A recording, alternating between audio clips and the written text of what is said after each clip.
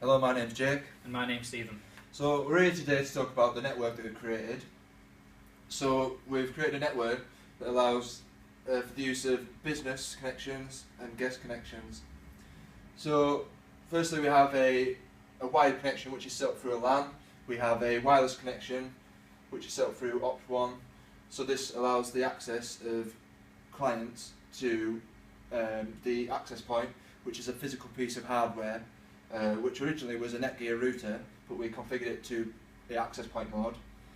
So this connects to a virtual router through a physical connection. This then is connected to a virtual switch, which is then connected to a Windows Server 2012, which is set up in a virtual environment, which is also connected to the virtual router.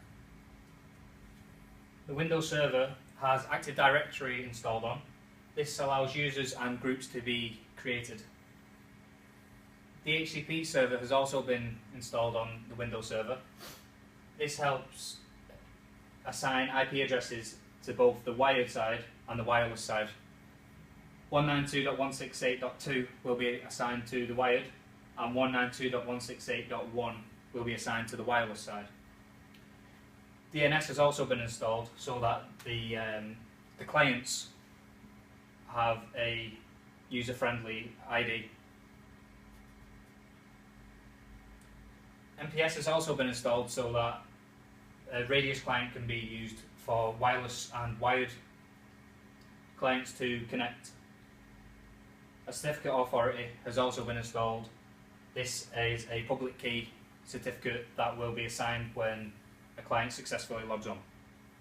So we had the router to set up the wired and wireless networks into separate subnets. So we had the wired network set up into subnet of 192.168.2, and then the wireless into 192.168.1.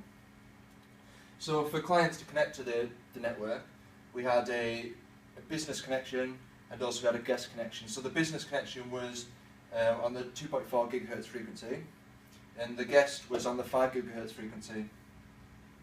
So when they want to connect, they should have a username and password, which will be located in the Active Directory. So when they go to log in on their device part, they put the username and password in, and this will be verified by the Radius server, the MPS. And if this is accepted, then the user will then be given a certificate which they can either accept or decline. So when they accept it, they will be given direct access to the network.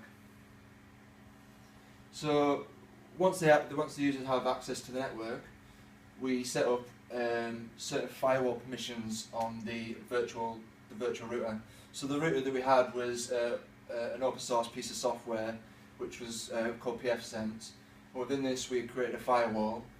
And so on the firewall we had things that blocked ICMP pings from coming in from devices on this subnet, on the wireless subnet.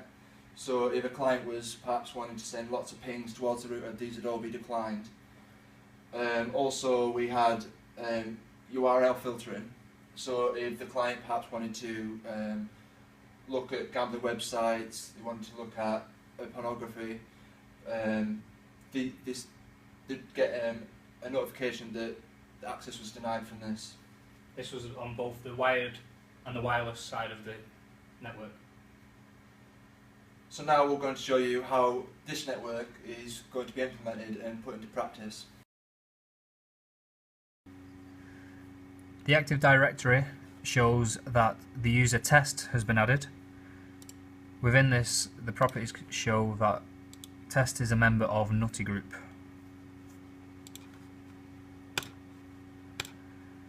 Within the network policy server, the Radius client has been set to allow users from the Nutty Group, as you can see there.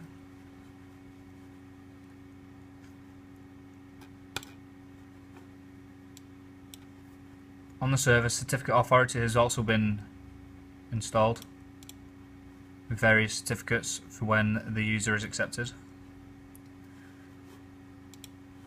The DHCP has been configured and shows that the wireless is set to 192.168.1 and the wired clients get 192.168.2, and the DNS has been set as nutty.com. That's it on the server.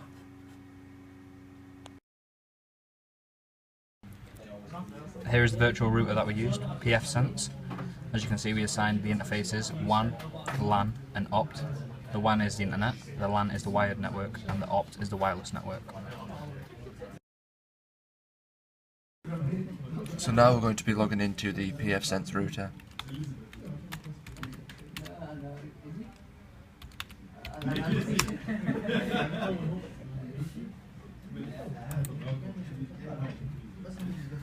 Using the default username, admin and password pfSense.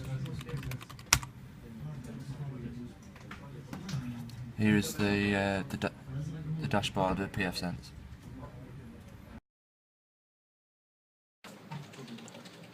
As you can see, the Nutty AP business and guest networks are displayed. This is the 5 GHz and 2.4 GHz. The user will now log into the business network using the username and password provided in the Active Directory.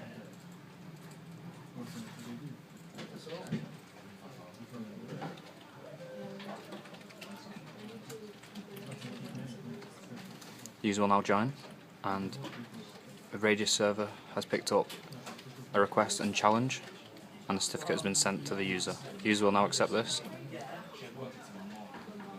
and have joined the network, and the Radius has been accepted, as you can see, by the packet picked up by Wireshark.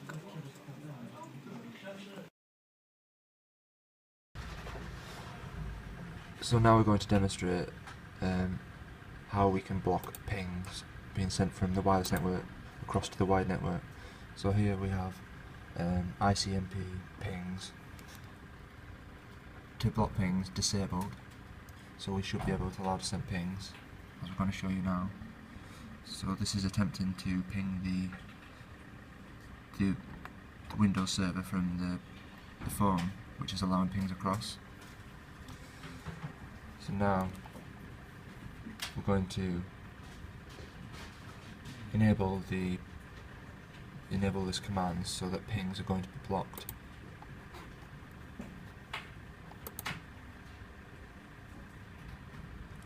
So we've applied these changes, and hopefully pings now should be blocked.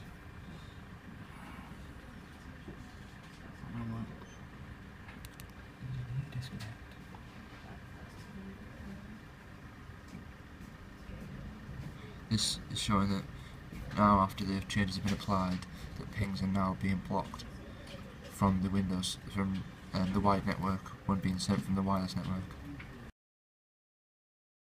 So now we're going to demonstrate how we use URL filtering on our router. So here we have the three interfaces that we decided to use it on, such as the LAN, which is the wired network, opt1, which is the wireless, and also the WAN. So we installed SquidGuard, which is a piece of software that enables us to use URL filtering. So what we did was we downloaded a predefined blacklist, which enables us to use certain search terms, such as these here, such as porn, which we decided to choose, and social networking. So when a user decides to search one of these, hopefully the proxy denied error will come up, and it will say that the search term you have entered is denied. So in order to enable this, we have to click apply.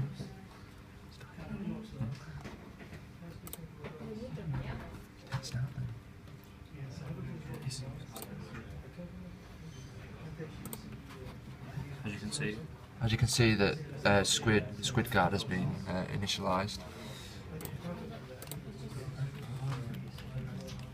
So if we're going to, for example, go into playboy.com here, we'll be hit with an error saying that the search term you have entered is denied, with the reason being that it is classified as porn.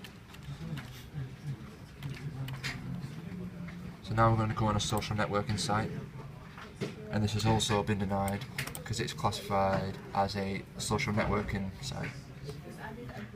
Now we're going to demonstrate on a wireless device. Go to playboy.com. This shows that it is also classified as a porn and has been rejected.